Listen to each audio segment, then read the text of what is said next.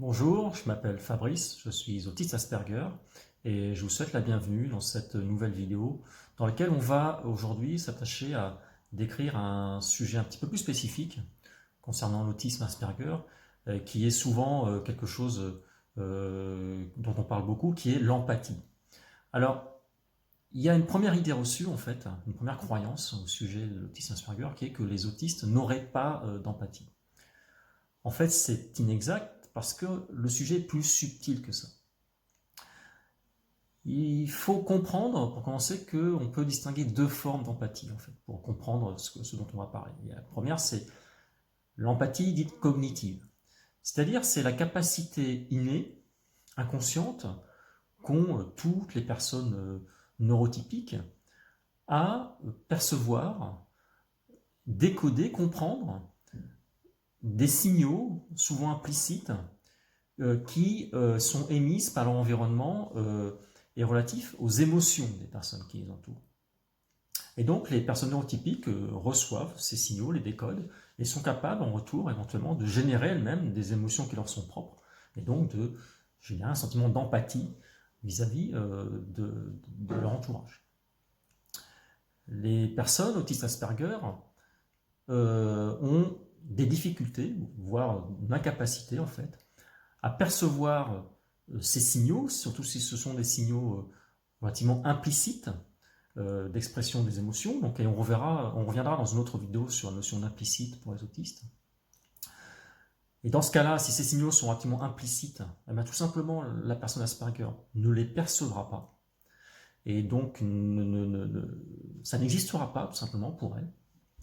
Ou alors, si ce sont des signaux plus explicites, comme par exemple une personne qui pleure, la personne Asperger va évidemment voir une personne qui pleure, va percevoir le signal émotif qui est émis par cette personne. Cependant, sa particularité neurologique ne lui permettra pas de reconstruire en fait à partir de ça, de ressentir elle-même une émotion personnelle qui derrière pourra lui permettre de marquer une forme d'empathie vis-à-vis de la personne concernée.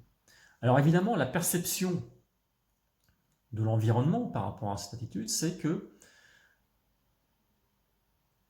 on pense que la personne Asperger, on interprète son attitude comme on l'interpréterait de la part d'une personne typique, c'est-à-dire qu'on pense que la personne Asperger ressent l'émotion, mais qu'elle s'en moque, qu'elle s'en désintéresse, que voilà, ça ne la concerne pas, qu'elle a vraiment une forme de mépris, de désintérêt pour l'émotion de l'autre.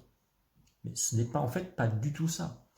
C'est tout simplement que pour la personne Asperger, en fait, cette émotion de l'autre n'est pas perçue, elle n'existe pas.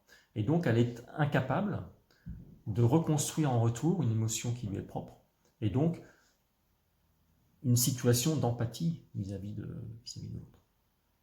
Alors, ça peut parfois aboutir à des situations qui peuvent être perturbantes, hein, déstabilisantes, effectivement. Par exemple, si je prends mon cas personnel, par exemple, effectivement, une personne qui pleure, côté de moi, je ne veux pas ressentir d'émotion particulière par le fait que cette personne pleure.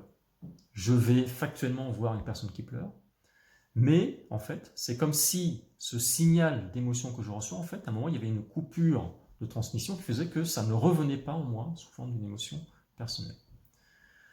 D'autres cas de figure, par exemple, même dans le cas, par exemple, d'un décès d'une personne proche, appréciée, aimée, d'une maladie, eh bien, de la même façon, ça va rester quelque chose de relativement factuel, et je vais avoir beaucoup de difficultés, en fait, à éprouver des émotions, la tristesse,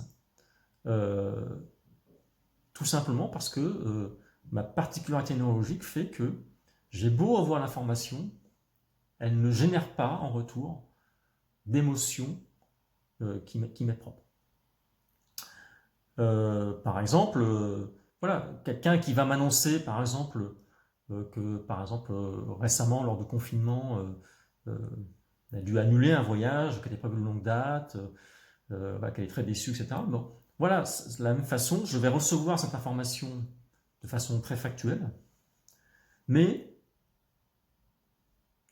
la particularité technologique va faire que cette information ne va pas générer en moi une émotion, en tout cas une émotion telle que la personne pourrait s'attendre à ce qu'elle existe.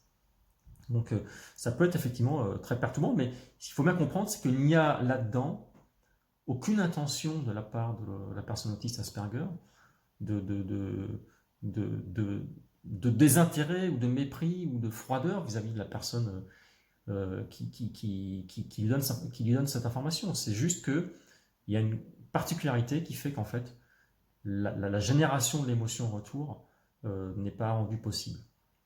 Par contre, des fois, sur les autistes, il y a des choses qui peuvent être très différentes. Par exemple, les autistes vont ressentir énormément d'émotions, par exemple, pour les animaux, par exemple. Donc une situation de maltraitance animale va générer, au contraire, des émotions potentiellement très fortes chez l'autiste Asperger. Alors qu'une situation, entre guillemets, analogue de souffrance d'une personne humaine ne va pas forcément générer le même niveau d'émotion. C'est très étonnant, mais c'est ainsi, c'est une particularité logique, ça n'a rien à voir avec l'intention, la personnalité ou une quelconque volonté de nuire, en fait, ou de faire du mal autour d'eux. Et puis il y a une deuxième forme d'empathie, qui est l'empathie émotionnelle. Et là, au contraire, justement, lorsque la personne autiste Asperger parvient à établir la connexion, ou quand son entourage parvient à établir la connexion émotionnelle, là, la personne autiste Asperger va au contraire ressentir des émotions potentiellement extrêmement fortes, voire beaucoup plus fortes que la moyenne, et donc une empathie très forte vis-à-vis de son environnement. Et ça va se traduire par exemple, une très forte sensibilité, par exemple, aux situations d'injustice. Les autistes Asperger ressentent de façon très forte les situations qu'ils perçoivent comme étant injustes. Donc là, on est vraiment dans quelque chose mais très fort émotionnellement. D'accord ? Ça veut dire aussi qu'ils vont pouvoir s'impliquer très fortement dans des causes, dans la défense de causes, qui là aussi vont générer des émotions très fortes chez eux. Et donc une empathie très forte avec la cause qu'ils défendent. Donc dans ce cas-là, ils vont être extrêmement impliqués. Donc on voit bien qu'en fait, les choses sont beaucoup plus subtiles.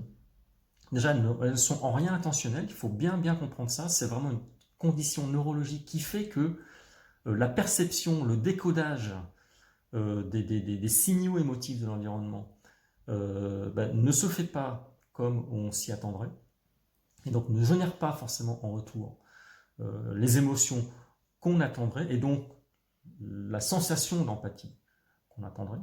Mais il faut bien admettre, voilà, comprendre que ce n'est pas intentionnel, il n'y a pas une volonté de faire le mal.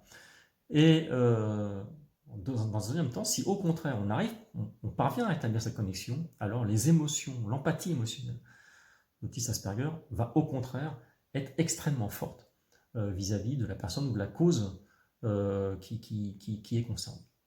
Voilà, j'espère que cette vidéo vous aura permis de faire un petit peu plus la part des choses et vous aidera un petit peu à mieux comprendre les attitudes, les comportements que peut avoir un autiste Asperger dans une situation émotionnelle, émotive, vis-à-vis de son environnement, et puis surtout vous aider à prendre un petit peu de recul par rapport à ça et comprendre qu'en fait il n'y a jamais de sa part une intention en fait, ou un désintérêt ou un mépris vis-à-vis de ce que vous pouvez ressentir dans ces situations-là. Je vous remercie beaucoup et je vous dis à bientôt pour une prochaine vidéo d'explication.